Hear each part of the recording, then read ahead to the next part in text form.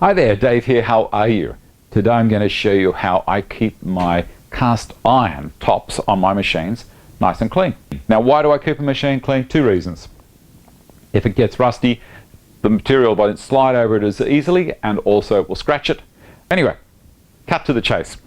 I use my Rotex. You can use any orbital sander really if you wanted to. If you want to use wet and dry paper, that's fine. Personally, I use this little guy. Now, this is called Vlies. Well, it's spelt V-L-I-E-S, Vlies, but it's German word for fleece, and it is actually pronounced Vlies. You needed to know.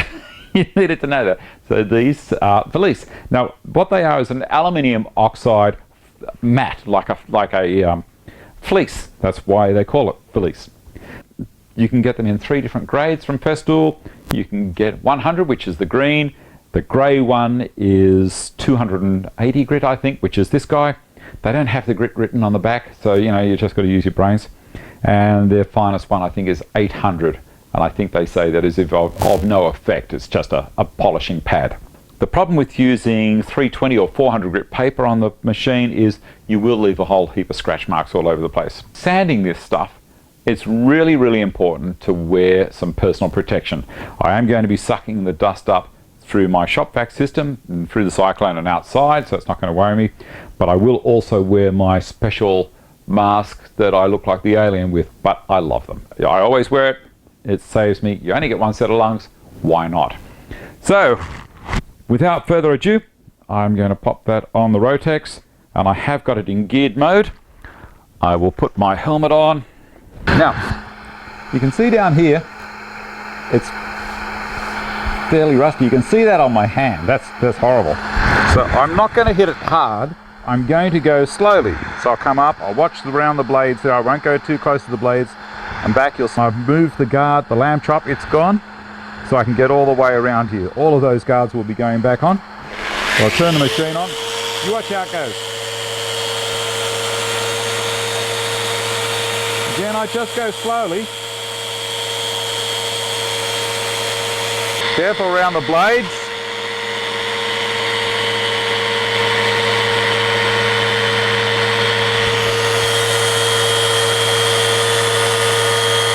Now, depending on how careful you are with edges, that you don't push it hard up against a hard edge or a sharp edge, you should get about, I don't know, 5 or 6 cleans out of each of these pads. The pads come in a pack of 5.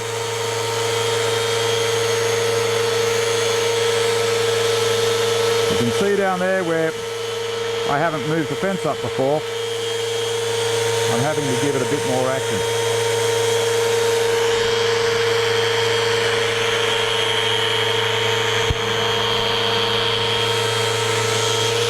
So while the fence is up, I may as well clean it.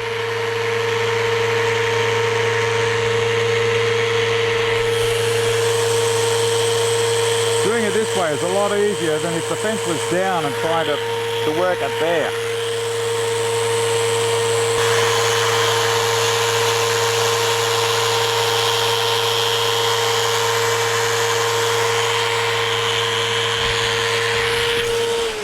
You know what?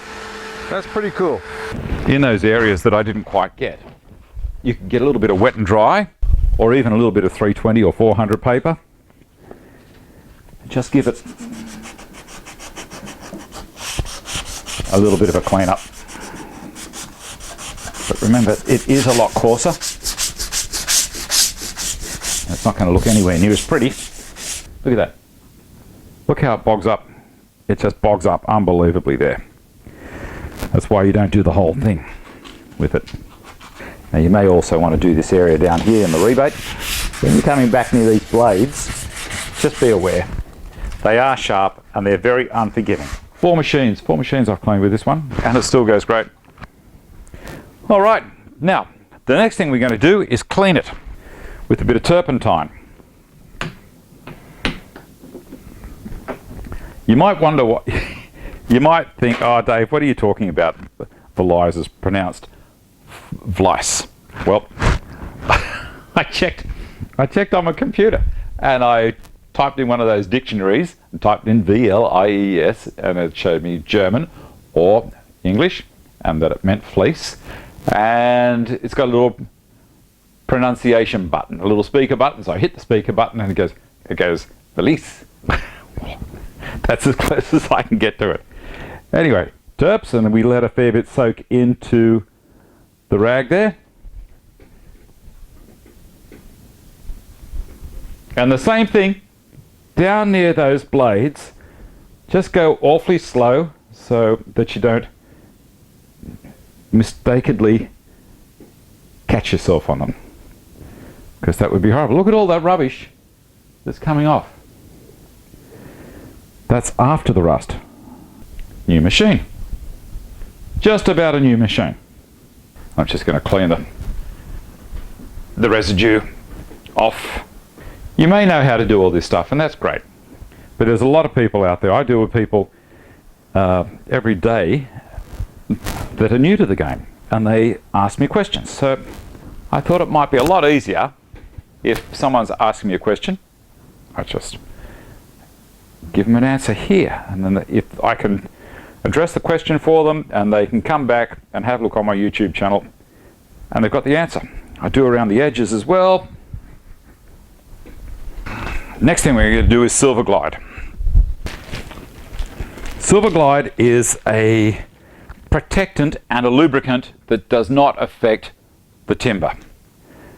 Okay, so what I mean by that is it will protect and lubricate the cast iron top, and then when I'm pushing timber over the top of it, I don't have any residue left there that's going to go into the grain of the timber, and then when I'm trying to put a finish on it of some sort or glue, it's not going to have any effect on the timber at all. Now I keep it in a little Ziploc bag. The reason being, I don't want it to evaporate or dehydrate. Now you don't have to use a whole heap of this stuff, only a little bit. So you can see I've got not too much on there at the moment, and I'm going to rub it on.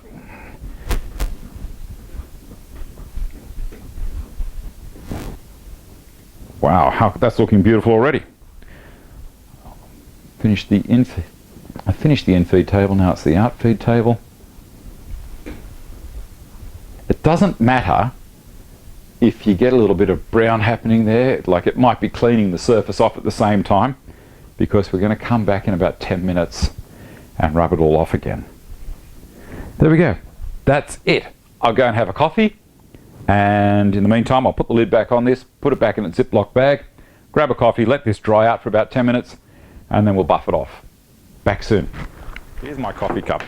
Someone obviously knows me quite well. There we go. Coffee's over.